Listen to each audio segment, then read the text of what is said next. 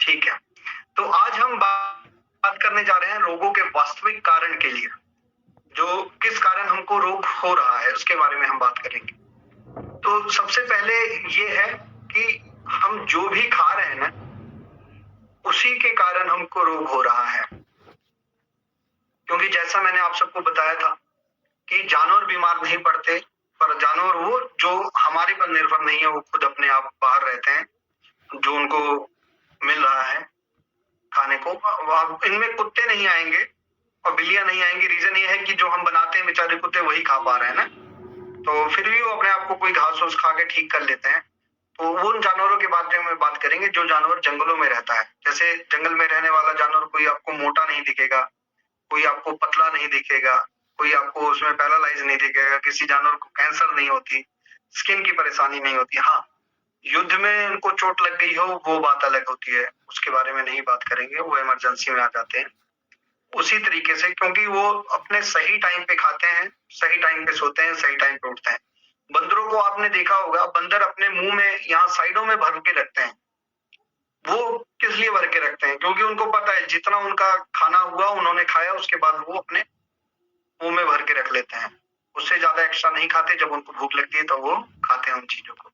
तो ऐसी हर चीज जानवर ऐसे हैं, तो हमें उनसे कुछ सीखना चाहिए।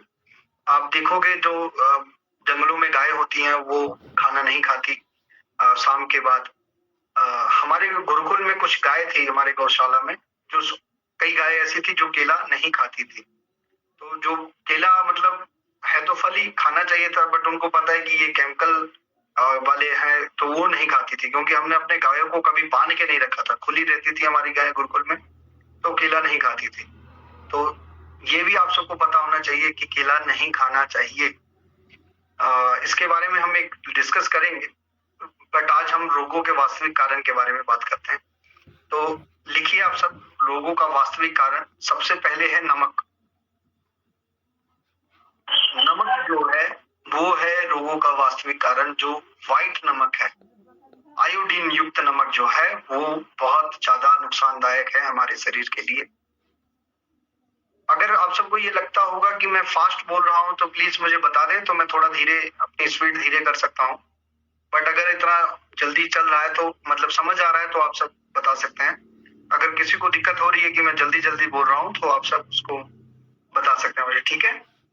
तो नमक के बारे में हम बात कर रहे हैं। नमक, आयोडीन नमक के बारे में। जैसे आप सब एक चीज ये सोचिए कि आप सबके घर पे टैंकी लगी होती है, पानी की टैंकी, और अगर वो 5 मिनट भी मतलब ओवर हो गई टैंकी, पानी गिरने लग जाता है, तो आपको आपका पड़ोसी भी आके बता के जाएगा कि भैया आपका पानी गिर रहा है, जबकि उससे क्या लेना देना। पर नहीं, वो इरिटेट हो जाते हैं। कोई भी चीज जब ओवर हो जाती है तो आके बता के जाएंगे। आप घर में कोई खाना बना रहे हैं और आपकी कुकर की सीटी बार बार बजे, तो भी पड़ोसी आके बता जाएगा भैया इसको बंद कर लो, ज्यादा सीटियां लग चुकी हैं। मतलब कोई भी चीज जब ओवर हो जाता है, आप गाना बजा रहे हैं घर में, बहुत तेज बजा रहे हैं जो दूसरों तक पहुंच रहा है, तो वो भी आपको आके बता के जाएंगे। उसी तरीके से गवर्नमेंट ने ये कहा था 2001 में, ये अभियान चलाया था कि गले की सूजन का एक रोग कहते थे, घींघा रोग जिसको कहा जाता था, वो आयोडीन की कमी के कारण होता है। तो आयोडीन युक्त नमक भारत में लेके आया गया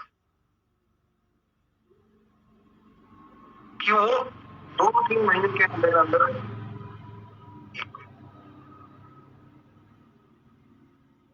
दो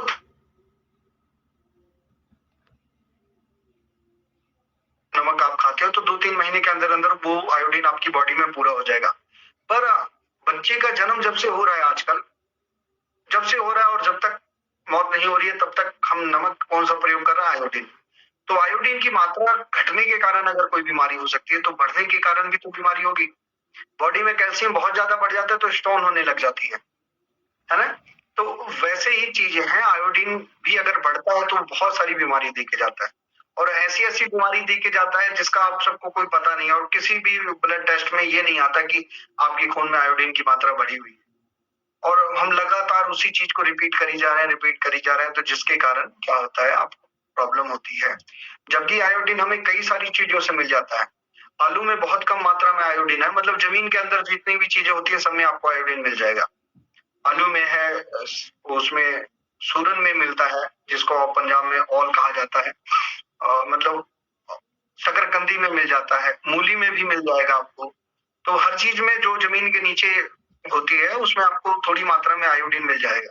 उसको लेने के बाद भी हम नमक का प्रयोग करते हैं, और समझ रहे हो ओवर कितना ज्यादा हो चुका है, जिसके कारण बहुत सारी दिक्कतें आती हैं।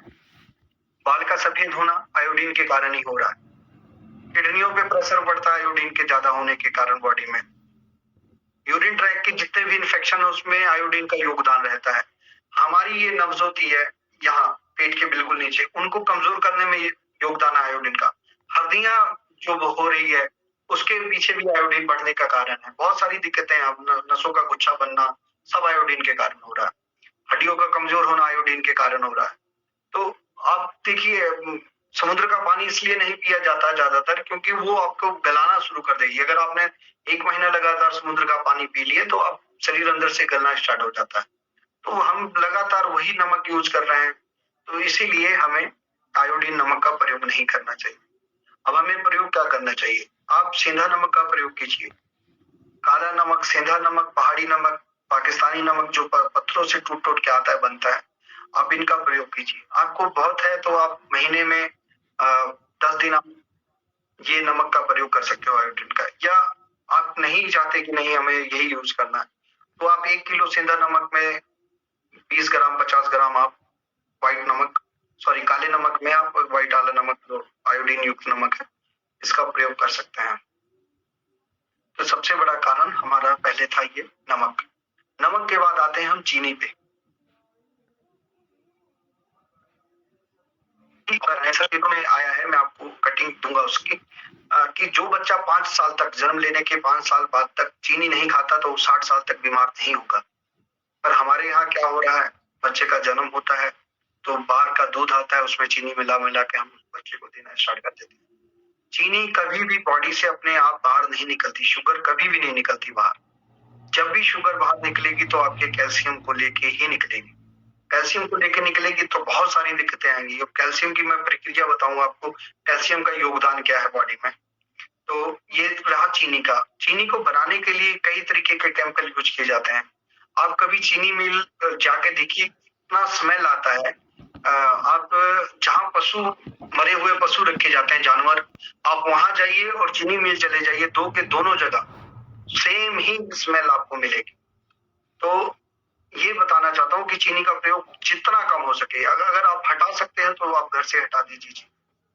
आपको किसी को प्रयोग करना है तो डेमो क्लास में हम जब स्टार्ट करेंगे तो देखना, मैं आपको बताता हूँ।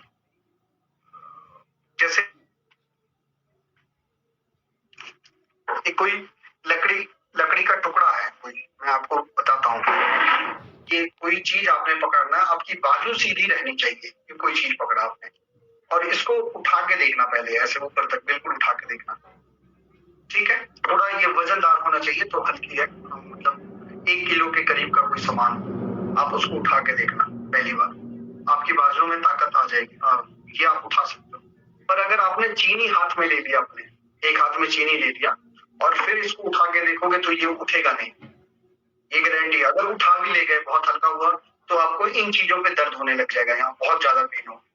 तो अब क्वेश्चन माइंड में ये आ सकता है कि पहली बार उठाया तो ताकत ज्यादा थी, दोबारा उठाया तो कम हो सकती है, पर तीसरी बार आप चीनी को हटा के तुलसी का पत्ता रख के फिर उठा के देखना, ये तीसरी बार बिल्कुल आसानी से उठ जाएगा। तो चीनी आपकी बॉडी पे लगते ही आपकी ताकत को खत्म कर देता है। तो सोचो पीने के बाद वो अंदर जाके क्या क्या करता होगा। इसलिए चीनी का प्रयोग बिल्कुल छोड़ दें। बठिंडा में एक केस आया था, चीनी मिल का पानी जो था वो किसी किसान के खेत में फेंक दिया गया था। रात का टाइम उन्होंने पानी निकालना था, वो किसी किसान के खेत में उन्होंने बहा दिया। वो पूरी की पूरी जमीन जो है वो बंजर हो गई थी, और किसान को पता नहीं लगा कि क्यों ऐसा हुआ। तो उसने 1-2 जगह अपना हाथ पैर मारा, फिर मिट्टी का जब सैंपल लिया गया, चेक किया गया, तो उसके पीछे पाया गया चीनी मिल से जो पानी आया था वो वहां फेंक दिया गया, और जिसके कारण उसकी जमीन बंजर हो गई। और केस चला कंपनी पे, मिल पे, उनको उसका हर्जाना देना पड़ा। तो आप ये अंदाजा लगाइए कि जो पानी जमीन को बंजर कर सकती है वो एक मदर को कितना नुकसान करती होगी, औरत के लिए वो उसकी बच्चेदानी पे उसका कितना ज्यादा नुकसान होता होगा। तो इसलिए चीनी का बिल्कुल प्रयोग बंद कर दें हो सके तो, नहीं तो इसमें कैल्शियम खत्म करना ही करना है, बंजर भी बना देगा इंसान को। तो दूसरा जो कारण है वो है चीनी। ये मैं बहुत शॉर्ट में बता रहा हूँ, इसके पीछे केमिकल रीजन वगैरह हमें अगर टाइम मिलेगा, क्योंकि लंबा है तो हमें जल्दी से जल्दी कवर करना है। तो बाकी इनके केमिकल वगैरह के बारे में बात करेंगे कि कौन कौन से केमिकल इसमें पड़ते हैं। अब चीनी की जगह आप प्रयोग क्या करें मीठे के लिए, तो आप गुड़ का प्रयोग कीजिए। बिल्कुल देसी गुड़ का आप प्रयोग करेंगे जितना अच्छा है, शरीर के लिए उतना कुछ भी नहीं है। देसी गुड़ ब्लैक कलर का होता है, और गुड़ की सही पहचान, अगर आप गुड़ को दूध में डालोगे तो दूध फटना नहीं चाहिए, तो आपका दूध सही है। अगर दूध फट गया तो आप अंदाजा लगा लीजिए इसमें कोई ना कोई केमिकल मिला है, उसको साफ करने के लिए, व्हाइट करने के लिए। देसी गुड़ आपको बहुत अच्छा यूपी से मिल जाएगा, बिहार से मिल जाएगा, 2 जगहों पे गुड़ बहुत अच्छा होता है, वो आप वहां से मंगवा सकते हैं। कि अब आते हैं रेगुलर यूज में जो हम यूज करते हैं वो है तेल।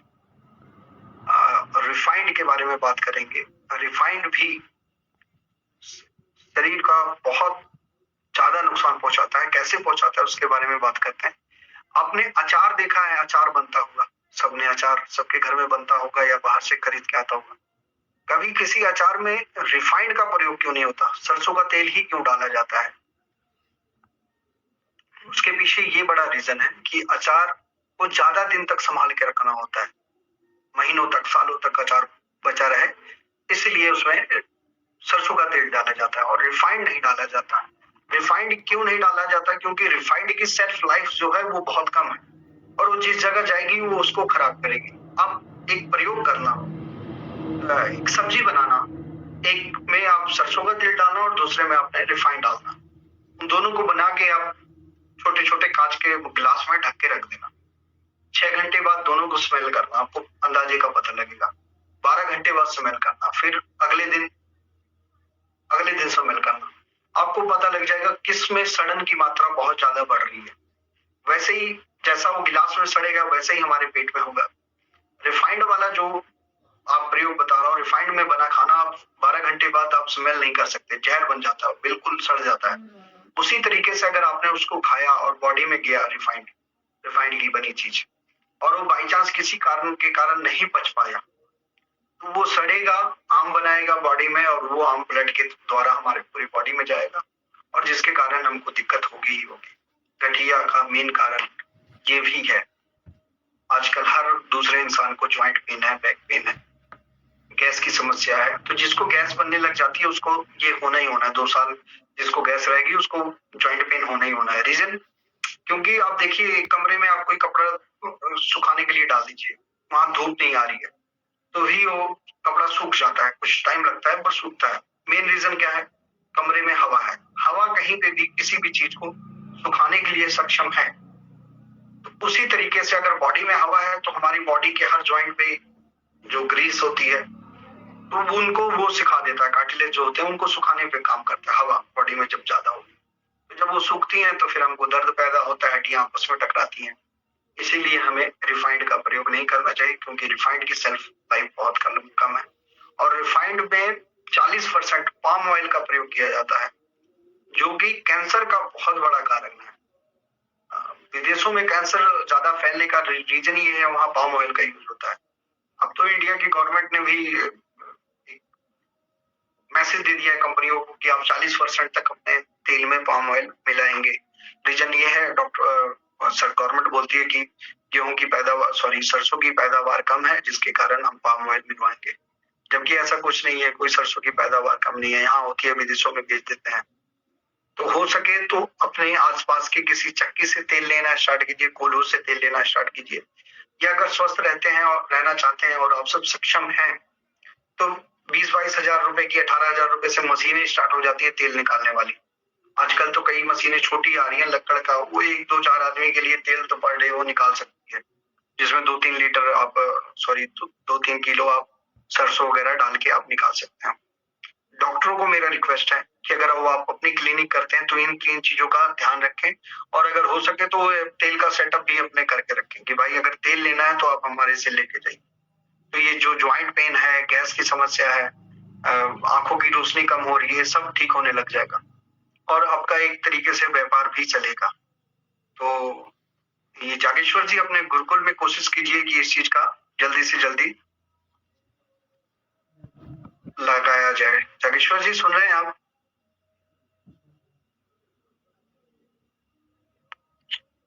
हरे कृष्णा प्रभु जी, सुन रहे हैं आप? जी प्रभु जी, सुन रहे हैं प्रभु जी। हाँ, तो हो सके गुरुकुल में लकड़ से मतलब तेल निकालना स्टार्ट कर दीजिए आप सब, ठीक है? अब आ जाते हैं हम सब वास्तविक कारण एक और है, वो है चाय। चाय जो हम सब पीते हैं उसके पीछे अब बहुत बड़ा कारण है बीमार होने का। और कई लोग फास्ट रखते हैं तो फास्ट में भी चाय पीते हैं, व्रत में भी उनका चाय पीना होता है, वो कहते हैं कि पी सकते हैं। मैं आप सबको एक छोटी सी स्टोरी सुना रहा हूँ, समय नहीं है बट स्टोरी पे हम जरूर बात करेंगे। एक इंडिया में जब कंपनी खुली थी चाय पत्ती की असम में, तो वहां पे जब चाय पत्ती ऐसे एक मतलब एक पाइप से गुजारी जाती है, नीचे कपड़ा लगा होता है उसके, जब वहां गुजारी जाती है तो नीचे क्या होता था, उसके भांग भांग या अफीम उबाला जाता था, जिसका धुआं जो होता था, जो भाप होती थी, वो चाय पत्ती में कोटेड होती थी और धीरे धीरे चाय पत्ती आगे जाती थी। तो इंडिया में इसका प्रयोग इसलिए किया जाता था क्योंकि चाय का नशा हो और लोग आदी हो जाएं और उनको छोड़ना मतलब वो लोग छोड़े ही ना। तो जब इंडिया में भांग और ये अफीम बैन हो गई तो उनको ये उसके बारे में क्या बाद में हुआ ये बताऊंगा, पहले ये स्टोरी बता देता हूँ। तो ये चीज होता था और वो सारा पानी जो है अपना जो बच जाता था पानी वो नदी में बहा देते थे। तो 7-6 दिन उनकी कंपनी चलती थी, संडे को छुट्टी होती थी। तो संडे को शहर के जितने बंदर थे, पहाड़ी एरिया है, वहां के जितने बंदर थे वो आके कंपनी में तोड़ फोड़ करते थे। ये ऐसा चलता रहा कुछ दिन तक। फिर धीरे धीरे चाय पत्ती का काम बढ़ गया, संडे को छुट्टी होनी बंद हो गई, तो फिर बंदरों ने आना बंद कर दिया। उसके बाद क्या हुआ, धीरे धीरे कंपनी थी तो वहां आबादी हो गई, लोग दुकानें वगैरह लगने लग गई। तो दीपावली वाले दिन वहां पे छुट्टी थी। तो हुआ क्या, साल के बाद दीपावली आई थी वहां पे, तो काफी मार्केट वगैरह बन गई थी। तो दीपावली वाले दिन बंदर आए, शहर के सारे बंदर आए, वो सब कुछ तोड़ फोड़ के चले गए। कंपनी में तोड़ फोड़ किया उन्होंने, बाहर तोड़ फोड़ किया, चले गए। तो इसके बारे में सबकी बैठक हुई कि यार ऐसा कैसे हुआ, छुट्टी वाले दिन आए और तोड़ गए। फिर 2 दिन कंपनी नहीं चली, फिर बंदर आए, उत्पात मचाया उन्होंने, अपना शोर मचाया वहां पे। तो पता लगाया गया इसके पीछे का रीजन, जो पता है कैसे, लंबी स्टोरी है बट रीजन पे ही आ जाते हैं सीधा। तो ये पता लगा कि बंदर लोग जो है वो नदी का पानी पीते हैं। नदी का पानी पीने के बाद वो बिल्कुल शांत कहीं पड़े रहते हैं। होता क्या था, भांग या अफीम जो उसमें पकाई जाती थी तो उसका बचा पानी नदी में फेंक देते थे और बंदर लोग उसको पीते थे, आराम से सोए रहते थे, कहीं ना कहीं मस्त रहते थे। पर जिस दिन उनको वो नशा नहीं मिलता था तो उनको समझ नहीं आता था, फिर वो आके तोड़ फोड़ करते थे। तो ऐसा मतलब नशा, वही सेम नशा हमको दिया जाता है, हमको चाहे ना मिले तो हमें सर दर्द होने लग जाता है, कुछ ऐसा लगता है, बहुत सारी प्रॉब्लम होने लगती है, यहाँ आते हैं।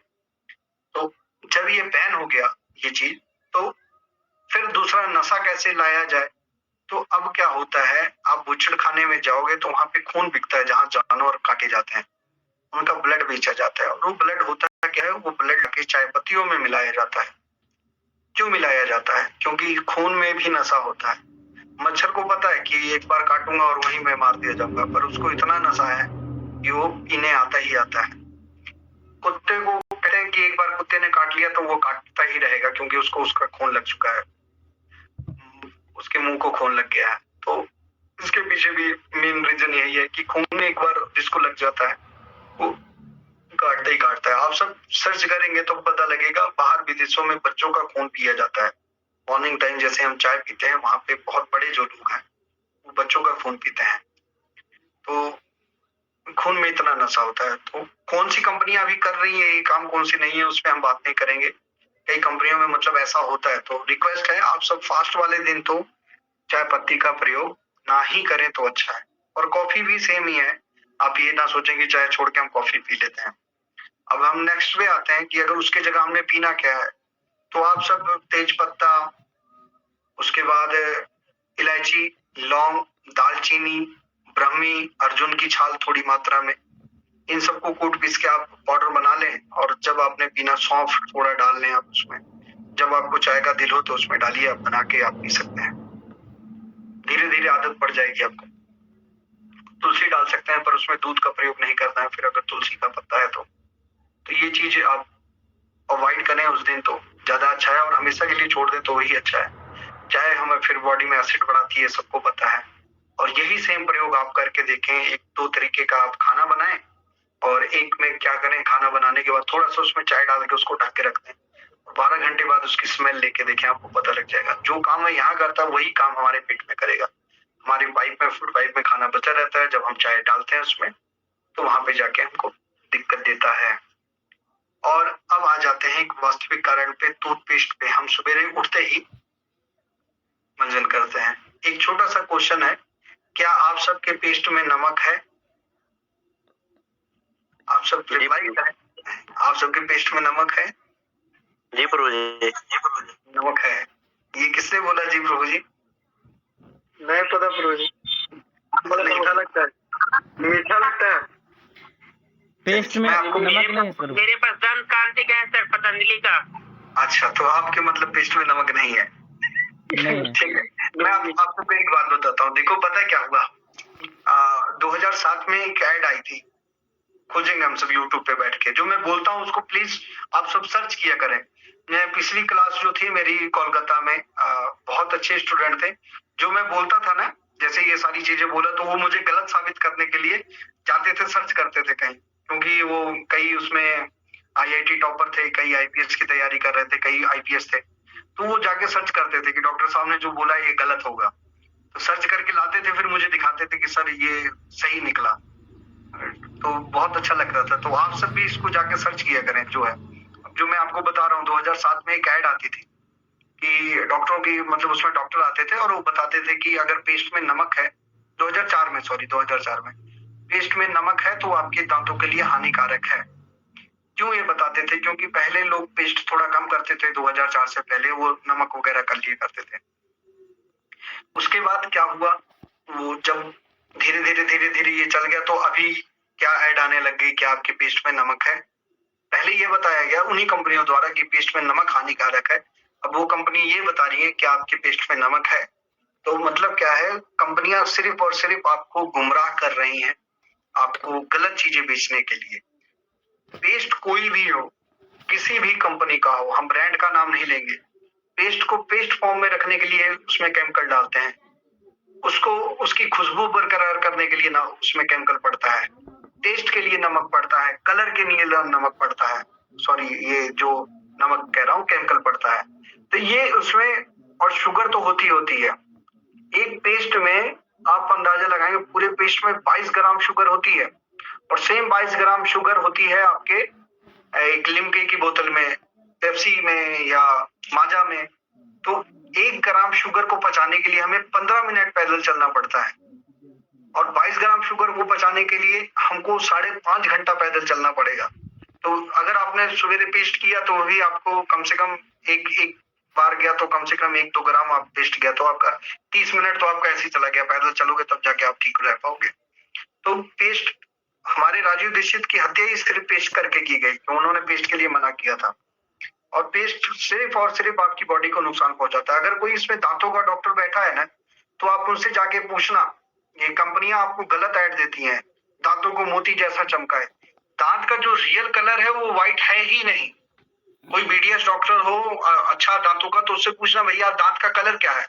दांत का वास्तविक कलर हल्का पीला है, और आप उसको सफेद करने के लिए तुले हो, तो नुकसान होगा ना। आप नेचर के विपरीत जा रहे हो तो नुकसान होगा।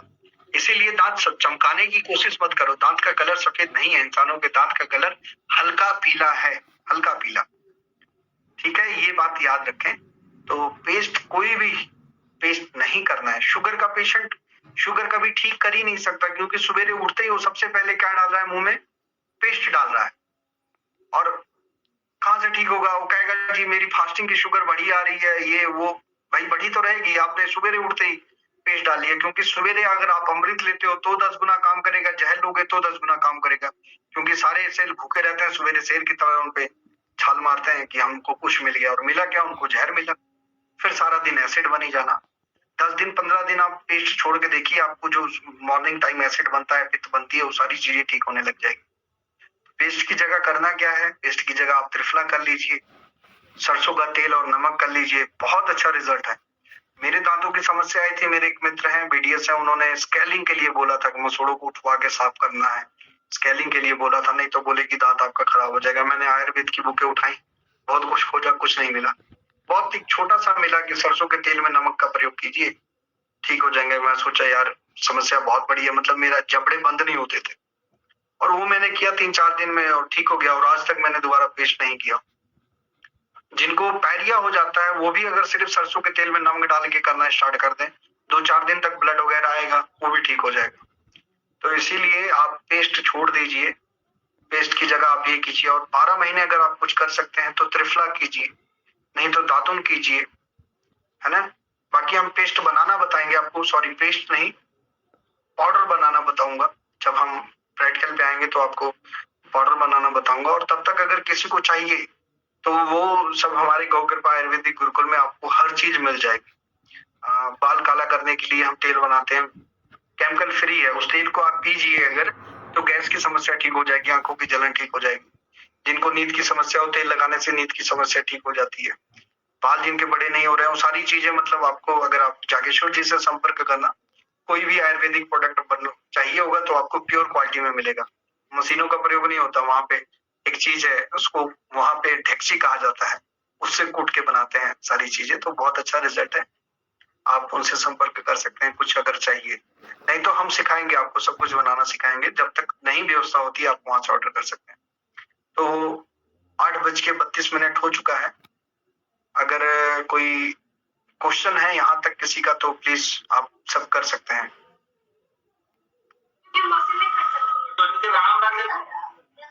पहले सिर्फ हाथ कीजिए, मैं नाम लूंगा फिर वो बोले। अगर किसी का कोई क्वेश्चन है तो प्लीज कर सकते हैं। MRK जी क्वेश्चन कर सकते हैं। MRK जी। हरे कृष्णा प्रभु जी, दंडवत। हरे कृष्णा प्रभु जी, जब दांत जैसे किसी का सड़ जाता है और दर्द करता है, उसका है? हाँ, जिसका दांत सड़ जाता है, दर्द करता है, उसके लिए आप अगर ये सरसों का तेल में नमक का प्रयोग करते हैं तो धीरे धीरे वो जो कीड़े होते हैं वहां वो मरने लग जाते हैं। और उसके साथ जब हम ट्रीटमेंट सीखेंगे ना तब उसमें आएंगे, बट मैं फिर भी थोड़ा तत्काल स्थिति में बता देता हूँ। फिटकरी को पानी में डाल के गर्म करना है और उसकी कुरली करनी है। दिन में एक बार ये कर लिया करें, सरसों के तेल में नमक डाल के कर सकते हैं। और या तो सोडे में थोड़ा सा नींबू डाल के जो दांत सड़ चुका है उस पे लगाएं, तो वो धीरे धीरे हफ्ते में 2 बार लगाना है ये प्रयोग, सोडे में नमक नींबू वाला। मीठा सोडा होता है उसमें नींबू डाल के आपने लगाना है, तो इसके लिए ठीक रहेगा। और दर्द अगर हो रहा है तो लौंग का तेल वहां लगाने से तुरंत आराम मिल जाता है, या लहसुन को भून के वहां पे रखने से आराम मिल जाता है। तो ये बट जब हम ट्रीटमेंट में जाएंगे तो हम पूरा पैटर्न पे वर्क करेंगे, कैसे कैसे क्या क्या करना है ना। अभी सरकार के जितना जान लें। और एक प्रश्न था प्रभु जी कि जब और जो बोले ना आपकी डाबर और ये क्या बोलते हैं धोने का, नमक और तेल का धोने का बोले ना, तो मान लीजिए नमक और तेल नहीं है तो ऐसा कौन सा पेस्ट है जो यूज करने लायक? कोई पेस्ट नहीं है। बड़ी से बड़ी ब्रांड में मैं वर्ल्ड के नंबर 1 कंपनी में काम कर चुका हूँ, नाम मैं नहीं लूंगा उनका, बट उनका भी पेस्ट ऐसे ही होता है। कंपनी जितनी बड़ी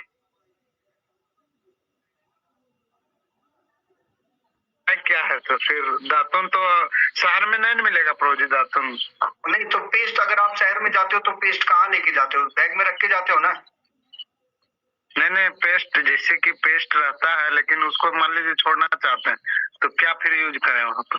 एक छोटा सा डब्बा लीजिए, ठीक है, उस डब्बे में आपने दालचीनी, ठीक है, लौंग, ये 2 चीजें जो कूट के डाल लीजिए, बबूल की छाल कूट के डाल लीजिए, पाउडर ये बन गया।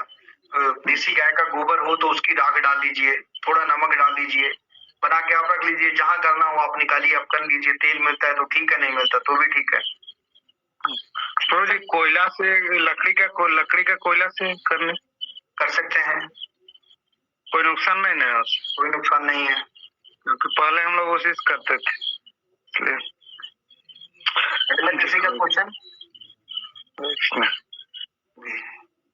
किसी और का कोई क्वेश्चन? मिलन प्रभु जी। अच्छा मिलन। हाँ प्रभु जी नमस्कार। नमस्कार जी। पहले क्वेश्चन आया था कि ये केला नहीं खाना चाहिए, इस तरह का मतलब जानवर भी नहीं खाते हैं, लेकिन हमारे इस क्षेत्र में केला देखने पर जंगली हाथी अटैक कर देते हैं। हाँ, ये क्या रीजन है? आपके क्षेत्र की बात करता हूँ। तो आपके क्षेत्र में केले की खेती होती है ना? हाँ प्रभु जी, हाँ, केले की खेती नहीं होती है। नहीं, केले की लेकिन गांव घर में केले लगाते हैं। हाँ वही ना, गांव घर में केले लगाते हैं। तो इसके पीछे मैं एक बात बता रहा हूँ, जो मैं अभी बात किया कि हम जो केला लाके अपने गायों को देते हैं ना, वो हम लाते कहाँ से? हम मार्केट से खरीद के लाते हैं। जी हाँ। ठीक है। अब मैं एक छोटा सा क्वेश्चन सबसे रहेगा कि अगर किसी ने 2-4 स्टेट 5 स्टेट घूमा है तो मुझे बता दें कि किस स्टेट में केले की खेती होती है बहुत ज्यादा। मैं 16 स्टेट घूम चुका हूँ, 16 स्टेट में मेरी क्लासेस चलती हैं। मुझे 16 स्टेट में कोई ऐसा स्टेट नहीं दिखा जहाँ पे 100 एकड़ 50 एकड़ सिर्फ केले की खेती हुई हो। कोई नहीं है ना? किसी के नजर में हो तो बताएं आप मुझे। आंध्रा में है सर। बिहार में सर। हाँ बिहार में है ना, इसीलिए तो बिहार में। हाँ पर 100 एकड़ नहीं है ना सर, गंगा पार।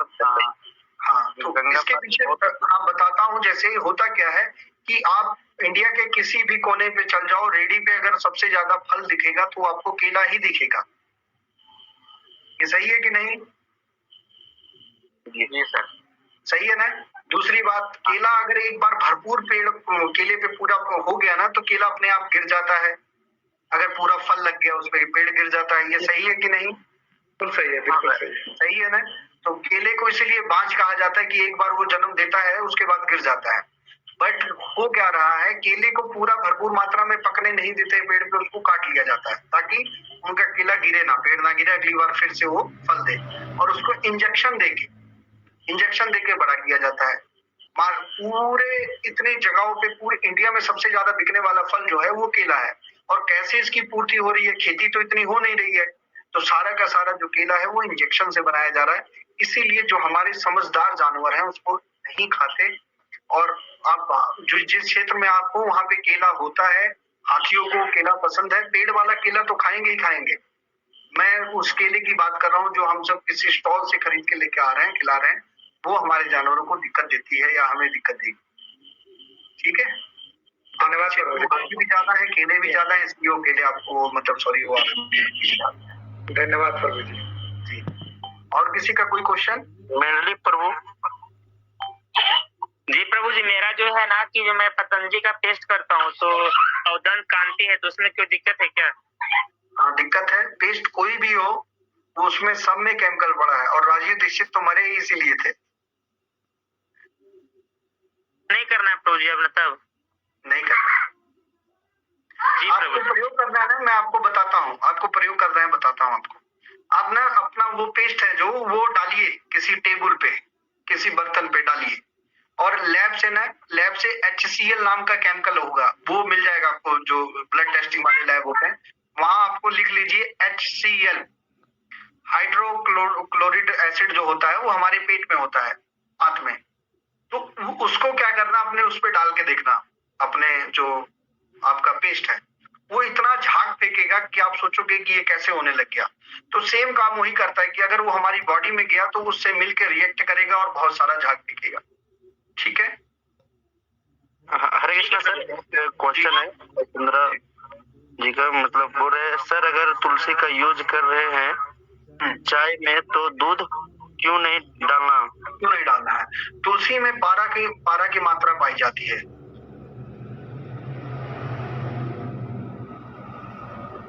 तुलसी में पारा की मात्रा पाई जाती है और पारा रिएक्ट करता है दूध के साथ। अगर आप दूध के साथ पकाते हो तुलसी को तो वो एक तरीके का जहर बनता है और धीरे धीरे किस जगह आपको नुकसान पहुंचाएगा आपको अंदाजा नहीं होगा। एक दिन में तो नहीं होगा, पर 5 दिन 10 दिन लगातार अगर आप 1 महीना 2 महीना पी लेते हैं तो आपको बहुत बड़ी समस्या का सामना करना पड़ सकता है।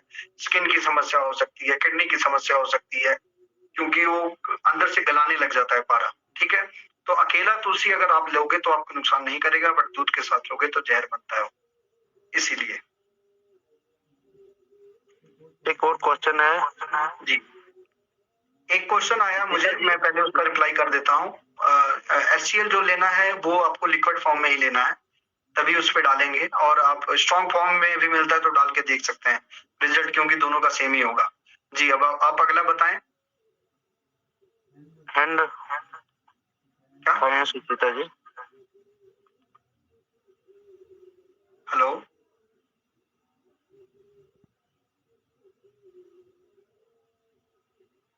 किसी का कोई क्वेश्चन?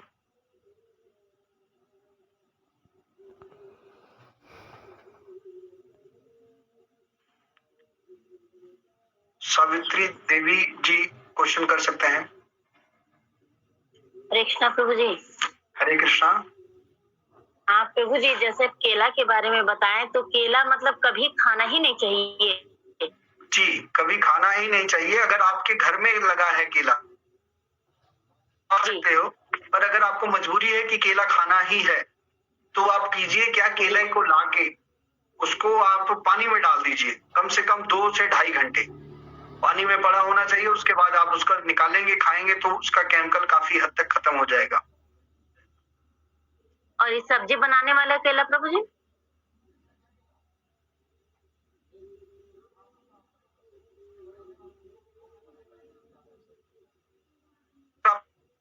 ठीक, हरे कृष्ण। और किसी का कोई क्वेश्चन? सुचिता जी। जी, सुचिता जी आप कर सकते हैं क्वेश्चन।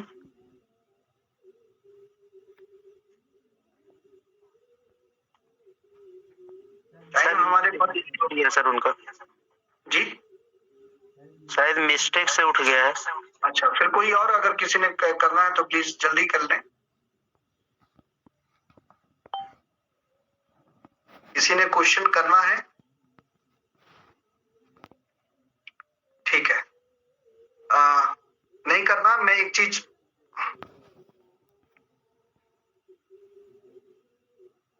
भवानी भाई जी कर सकते हैं क्वेश्चन अब। हरे कृष्णा प्रभु जी, दंडवत प्रणाम। धन्यवाद। प्रभु जी, मेरी एक समस्या है कि मेरे दांतों से, मसूड़ों से जो खून आता है कभी कभी, जी, उसका कुछ उपाय बताइए। हाँ अभी बताया था। सरसों के तेल में नमक डाल के अगर आप पेस्ट करते हैं, मतलब पेस्ट नहीं, सरसों के तेल में नमक डाल के अगर आप उंगल से करते हैं, चारों तरफ अच्छी तरह दबाते हैं, तो 2 दिन 3 दिन तक ब्लड आएगा, बट उसके बाद बिल्कुल ठीक हो जाएगा। अगर कोई दर्द है, मसूड़ों में स्वेलिंग है, स्मेल आ रही है, तो वो भी ठीक हो जाएगा। ये तो पहले दिन से हो जाएगा ठीक। ठीक है, आप ये करके देखिए। प्रभु जी, दांत तो ज्यादा पीला उला तो नहीं ना हो जाएगा? पीला क्यों होगा? जैसे सरसों का तेल होता है पीला, तो उसी तरह। सरसों का तेल पीला नहीं होता, और दूसरी बात दांत पीले नहीं होंगे, और तीसरी बात दांत का जो वास्तविक कलर है वो हल्का पीला ही है, सफेद नहीं है। तो आप सफेद करने की कोशिश में ना रहें दांतों को। जी प्रभु जी। हरे कृष्ण। हरे कृष्णा। किसी और का कोई क्वेश्चन नहीं है तो मैं एक चीज लाना चाहता हूँ अभी। तो जैसे ये सर लगता है सुचिता जी का क्वेश्चन है, फिर से है। जी जी बोलिए सुचिता जी, बोलिए।